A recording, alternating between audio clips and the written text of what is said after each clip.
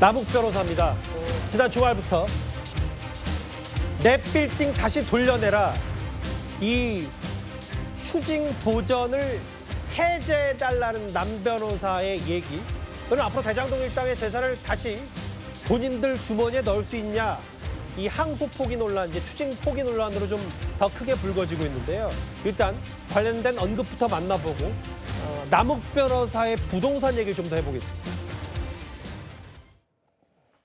남욱하고 특히 정영학 씨 같은 경우는 이미 당장 날개를 단 거 아니겠어요? 이 두 분이 다 희한하게 강남에 엄청나게 좋은데 우리 정영학 씨 같은 경우도 지금 뭐 가로수길 초입에 지금 공실이 딱 하나밖에 없는 아주 그야말로 대박 지금 건물이 그것도 지금 뭐 100억 원 이상 올랐을 것이다. 지금 역삼동 여기도 지금 다 대장동 수익으로 대박을 친 다음에 유독 또 강남에 사요. 강남에다가 그저 야바이 수익으로 엄청난 부당 수익을 강남에 투자한 사람들이 강남에 더 날개를 달게 지금 만들고 있어요. 예. 이것도 기가 막힌 얘기입니다. 특히나 이제 현금화를 하려는 이유가 도대체 뭘까? 가족은 그대로 미국에 있다는 전제 하에서는 아마 이 현금화를 통해서 뭐 국외로 반출을 하려고 하지 않은 걸까? 글쎄요, 우려가 좀 현실이 되지 않을까. 실제로 이 대장동 일당의 행동, 이 속도들이 조금씩 빨라지고 있습니다. 이건 주말 사이에 그러면 200억 차익 남기고 500원에 이제 팔려고 하는 거 아니냐. 강남 땅도 내놨다. 강남 땅, 신사동도 있고 역삼동도 있는데요. 특히 역사동 주차장 같은 경우는 오늘 일부 보도에 따르면 뭐 주차장, 유료 주차장, 노른자 이 땅에 저렇게 그냥 유료 주차장으로 하는 게 좀 의외다라는 실제 평가도 있나 봐요. 아직 그렇게 크게 관리는 잘 안 돼 있고. 다만 이현정 의원님, 제가 이 유료 주차장을 주목하는 이유가 지금이야 별다른 그 관리 없이 주차장으로 운영이 된다고 하더라도 저게 대장동 일당이 석방이 되거나 맘만 먹으면 빌딩 세우고 이런 부분까지 이제 본격적인 돈놀이를 할 수 있다. 이런 걱정들이 있거든요. 제가 살아온 대한민국은요, 그래도 정의로운 나라였습니다. 예. 전직 대통령들을 구속시키고 또 이 두 사람의 특별법을 만들어서 재산까지 환수를 했던 나라예요. 그리고 대한민국에 제일 잘 나간다는 대기업 총수들을 구속시키던 나라였습니다. 즉 부패에 대해서는 단호했고 이 국민들은 그 부패에 대해서 용납하지 않는 그런 나라였습니다. 예. 근데 지금 보십시오. 범죄자와 사기꾼들이 자신의 재산 불린 거를 돌려달라고 정부를 요구를 하고 있고 예. 이게 뉴노멀이 돼버렸어요. 뻔뻔하게 지금 자신들의 어떤 재산 자체를 돌려줘. 나 다 돌려줘야 되는 건데. 근데 이게 보니까 시가가 더 올라버렸어요. 예. 정말 수천억이 애 이름처럼 정말 생각되는 그런 대목인데 이걸 버젓이 지켜봐야 됩니다. 그리고 이거를 집권 세력들이 사실상 방조하고 있는 거 아니겠습니까? 저는 제가 생각하던 대한민국은 이런 나라가 아니었습니다. 자, 이런 것에 대해서 정말 국민들이 나서서 정권이 나서서 단호하게 대처하고 이들의 재산을 몰수하는 게 저는 정의였다고 생각했습니다. 예. 근데 지금 벌어지고 있는 현상을 보면 결국은 제가 예전에 말씀드렸습니다만 검찰이 잘잘못이 있죠. 그러나 검찰이라는 제도를 무력화하고 검찰을 제 역할을 못하게 하는 결과가 저런 사기꾼과 범죄자들이 당당하게 내 재산 돌리도라고 하고 있는 그런 현실인 겁니다. 예. 자, 이 항소 포기로 인해서 나타난 현상이 바로 나타나고 있는 거죠. 자, 저들이 이제 가지고 있는 재산 안 돌려줄 방법이 없습니다. 어떤 방법이 있을까요? 방법이 없어요. 그리고 민사소송을 한다고요? 좀 전에 이 변호사도 이야기를 했지만 예. 이들 재산 돌려받으면 다 빼돌릴 수 있습니다. 그럼 민사소송을 어떻게 받을 건데요? 못 받습니다. 자, 특별법으로 이들 재산 환수할 수 있을까요? 못 할 겁니다. 자, 이런 것들을 만들어 놨습니다. 그래 놔놓고 지금 그걸 한 검찰을 향해서 지금 검사들 징계하겠다고 그러고 검사장들 평검사 만들겠다고 그러고 이 법무부 장관은 암영동 법무부 장관은 민사로 해결하라고 그러고 이러고 있습니다. 예. 어떻게 대한민국 이런 나라가 돼버렸죠? 근데 이제 문제는 이런 걸 겁니다. 이제 그 남욱 변호사 말고도 남욱 변호사 이제 발빠르게 움직이고 있다고 하지만 다른 피고인들도 본인의 범죄 수익을 이제 집단적으로 다시 돌려달라고 하는 거 아니냐. 김만배 씨는 서울 목동에 단독주택 빌라 8채 있고요. 서울 중랑구에 건물 있습니다. 그리고 서울 수원시에 땅이 있고요. 정영학 회계사는 인근 신사동 건물도 샀습니다. 그 강성필 대변인님. 이러려고 항소 포기 신중하라고 한 건 아닐 텐데요. 그럼요. 항소 포기를 뭐 신중하게 하라고 한 그 정성훈 법무부 장관이 사실 또 본인은 뭐 의견을 낸 거고 또 결국에는 이 노만석 대행도 본인이 마지막 퇴임식 때 말했듯이 결정은 본인이 한 거라고 했기 때문에 예. 그리고 이제 뭐 어쨌든 야당에서 지적하고 있는 저렇게 이 대장동 일당들이 본인의 재산을 동결된 것을 풀어가지고 또 재산을 또 빼돌려고 하는 저런 행태 보이는 것에 대해서는 일단 오늘 저희 민주당의 박범계 전 법무부 장관 현 의원도 말을 했지만 예. 법원에서 일단 배임과 관련해서 유죄 판결을 내렸기 때문에 여기서 동결을 해제할 거라고는 생각하지 않습니다. 그리고 이제 또 저희가 민사 소송과 관련해 가지고도 사실 충분히 받을 길이 있고 성남시에서도 좀 받아낼 수 있겠다라고 또 말을 하고 있습니다. 그리고 제가 또 정치하는 변호사들에게는 이거 물어보면 또 자신의 정치 성향에 대해서 또 이 치우쳐질 것 같아서 그냥 변호사들한테 물어보면 거의 대부분이 사실 그 항소심에서 저들의 추징금에 대해서 받아내는 것은 사실상 어렵다라고 말을 하고 있거든요. 예. 그렇기 때문에 저는 민사 소송을 통해서 성남시가 받아내야 된다고 생각을 하고 또 그것도 정 안 되면 사실 저희 민주당이 지금 추진하고 있는 독립몰수제라는 법이 있습니다. 그러니까 범죄 수익과 관련된 것은 다 몰수를 할 수 있다는 거고 2021년에 국민의힘도 이 비슷한 법안을 예. 103명이 냈거든요. 그래서 이 법안도 동시에 또 추진하는 보완책을 마련해야 된다 그렇게 제가 생각합니다. 강성필 대변인한테 뭐라 그러는 게 아니라 법안 내는 것도 좋고 민사소송 좋은데 그냥 항소하면 될 일을 왜 이렇게 어렵게까지 할 수밖에 없는 거예요? 말씀드렸잖아요. 정치적인 성향이 없는 그냥 변호사들한테 여쭤보면 항소 가서 못 받아낸다니까요. 그런 의견들이 많이 있어요, 법률가들에게. 뭐 5% 10%라도 해봐야 되는 거 아니냐는 지적도 아니 동시에 뭐 있어요. 그건 물론 그렇게 따진다고 하면 예. 어떤 말을 할 수가 있겠습니까만 어쨌든 저희 그리고 중요한 것은 저희 민주당이 해라 마라 한 게 아니에요. 예. 그것은 노만석 대행이 본인이 물론 판단해서 뭐 한 정성호 거예요. 장관이 신중해라 두 번 얘기했다고 하고 그걸 누군가는 수사 외압이라고 하고 있습니다. 뭐 네. 말끝마다 제가 조목조목 반박해서 죄송한데 팩트 위주로 얘기하는 거니까 일단 말씀하십시오. 아직 말이 안 끝나신 것 같아서. 네. 아니 그래서 저희는 어쨌든 이 대장동 수익과 관련해 가지고는 정말로 이 모든 어떤 범죄 수익에 대해서는 다 환수를 해야 된다는 그런 입장입니다. 그럼 박범계 전 장관이 할 수 있다 그러면 박범계 장관이 한번 변호사 해서 한번 받아보시면 어떨까요? 예. 본인이 그거 받아낼 수 있다고 그랬다면서요. 그러니까 그러면- 정확히는 받아낼 수 있다는 얘기가 아니라 이제 윤기찬 부위원장도 그 질문을 드릴 텐데 제가 한번 이거 설명하고 박범계 전 장관, 박범계 의원 질문 드릴게요. 정영학 회계사 173억, 남욱 변호사 지금 뭐 이제 500억에 매물로 됐고 지금 이제 주요 재산도 이렇지 요즘 부동산 가격이 꽤 올라갔기 때문에 더 많이 올라갔을 가능성이 많아요.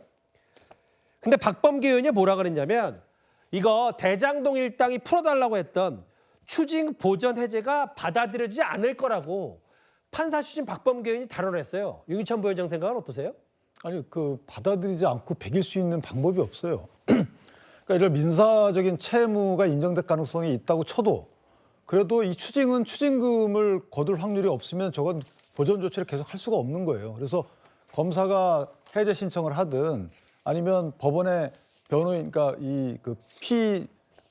묶인 사람, 묶인 예. 이해관계자가 법원에 청구하든 시간 문제인 것이 저거는 풀릴 가능성이 있다는 거죠. 예. 다만 이런 방법 이건 있죠. 뭐냐면 재판의 확정이라는 것이 추징이 사실상 확정된 것인지 여부와 관련된 다툼의 여지는 있어요. 그런데 아까 앵커께서 말씀하신 대로 왜 이렇게 어렵게 가냐 이 말이죠. 예. 또 하나는 민사적으로 저 부분을 이기기 어려운 부분이 저 남욱 변호사 등이 저 해당 부동산을 소유하는 형태가 본인이 개인이 그 소유한 게 아니에요. 예. 본인이 대주주나 아니면 대표로 있는 뭐 법인이니까. 법인을 통해서 했기 때문에 그 법인을 픽으로 해가지고 과연 성남 도계공이 이길 수 있느냐, 얼마까지 이길 수 있느냐는 또 다른 문제거든요. 이건 법리상 또 어려움이 있기 때문에 사실 굉장히 어려운 부분이 남아 있는데 이 어려운 부분을 왜 남겼는가? 거기에 대해서는 사실 민주당도 또는 이 법무장관도 아쉽다 이렇게 평가해야 되는 게 맞는 거라고 저는 생각을 합니다.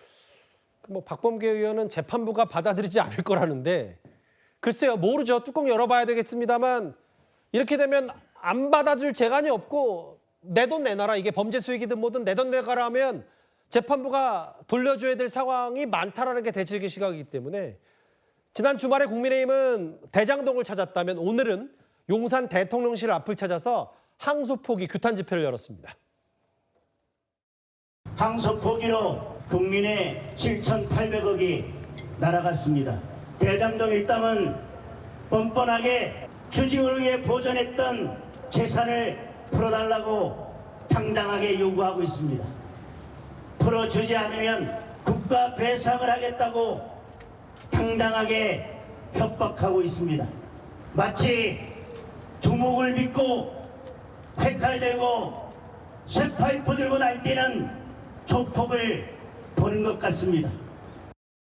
대장동 원주민들의 피눈물이 어린 그 돈이 국민에게 기속돼야 할 7,800억 원을 범죄자들 주머니에 챙겨줬습니다. 국가가 국민의 재산을 보호하기는커녕 오히려 약탈했다면 이는 정부의 자격을 스스로 포기하는 것입니다. 대장동 주민들의 피눈물이 어린 돈, 그 범죄 수익 7,800억 원은 범죄자 손에 머무를 수 없습니다. 그 손에서 빼앗아 국민들에게 돌려주는 그날까지 싸우겠습니다. 성춘 부장님, 사법정의 사망 신고, 사망 선고라는 피켓 들고 장동혁 대표가 이재명 대통령 이제 대통령 칭호 안 한 지는 오래됐는데 호칭 안 한 지는 1호기 타고 범죄자들 뱃속에 7,800억 집어넣고 해외를 먹튀했다라는 야당 대표가 대통령이 이렇게 비판했어요.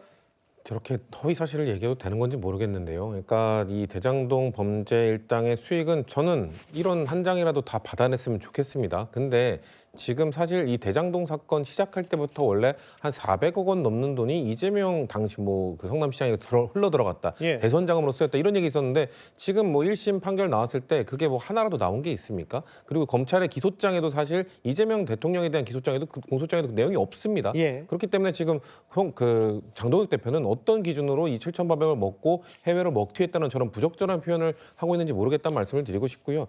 그리고 지금 가장 이득을 본 사람 사실 이번 1심 판결로 인해서 그 안에는 사실 성남시장은 잘 몰랐을 것이다. 그리고 모르는 상태에서 수용했을 것이다. 물론 또 성남시 수뇌부에 대한 해석이 또 공공 영향이 있었죠. 분명하게 다른 해석들이 있었는데 성남 수뇌부는 이재명 시장이라는 야당의 얘기도 있습니다. 예, 말씀하십시오. 있었기 때문에 그런 다양한 해석들이 분분한 가운데 예. 여기에 어쨌거나 판결이 아직 안 나온 거고 이재명 대통령의 재판도 홀딩이 되어 있는 건데 거기서 지금 정점에 서 있는 분, 비리의 정점은 이재명 대통령 이런 식으로 확언해서 말하는 것은 대체 무슨 심보인지 저런 식으로 말하는 게 과연 국민들 공감을 얻을 수 있는지 전 아까 100번 양보해서 대장동 수익, 일당 등의 수익 갖고 오겠다는 앵커께서 말씀하신 것이나 아니면 국민의힘 쪽 패널께서 말씀하신 분들 일정 부분 동의하는 것도 있습니다. 추징이 이렇게 되면 못하는 거 아니냐? 못하는 거 아니냐, 예. 확률이 낮다는 것도 인정해야 되니까요. 하지만 끝까지 해봐야겠죠. 근데 저런 식으로 가서 대통령실 앞에서 얘기하는 게 무슨 도움이 된다는 거죠. 예. 그러니까 발전적으로 이걸 받기 위해선 이런 법을 추진해라 아니면 이런 쪽으로 해라. 지금이라도 뭔가 좀 방안들을 같이 논의해야 되는 거 아닙니까? 저게 무슨 도움이 된다는 건지 저는 모르겠다는 말씀 근데 드리겠습니다. 성치 부장 말씀이 좀 단순히 이해 안 되는 게 네. 항소포기는 여당이 정성호 장관이 어쨌든 신중하라고 해놓고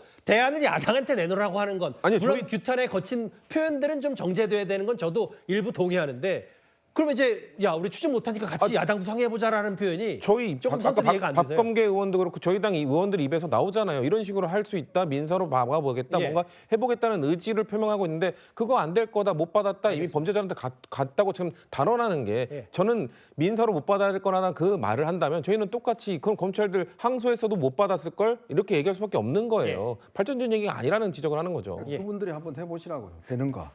안 되잖아요, 그게. 현실적으로 어렵다는 얘기가 많았기 때문에 제가 성취 부장께 대놓고 지적한 게 아니라 그럼요 야당도 대안을 찾아야 되는데 항소포기는 법무부 장관 대검찰청 다 해놓고 추징 안 되는 걸 글쎄요 알겠습니다.